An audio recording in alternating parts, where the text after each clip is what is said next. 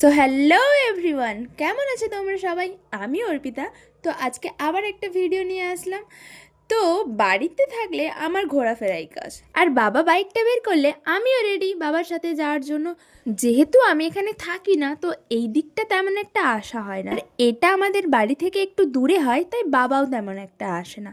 তো আজকে বাবা বললো যে চলো একটু ঘুরে আসি আমাদের জায়গা থেকে। আর এটাই হলো আমাদের জায়গা।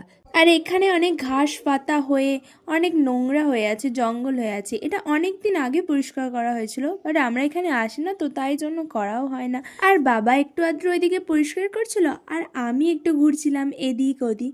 তারপর দেখলাম নারকেল গাছে কত ডাব হয়ে আছে, আর কিছু কিছু তো নারকেলও হয়ে গেছে। আর এই দেখো, বাবা একটা কাঁচা কলা পেড়ে নিয়ে চলে এলো, পরিষ্কার করতে করতে হয়তো কোনো গাছে হয়েছিল। আর আজকের ওয়েদারটা একটু খারাপ ছিল, সকাল থেকে মেঘলা করছিল, তাই দেখি বৃষ্টিও পড়তে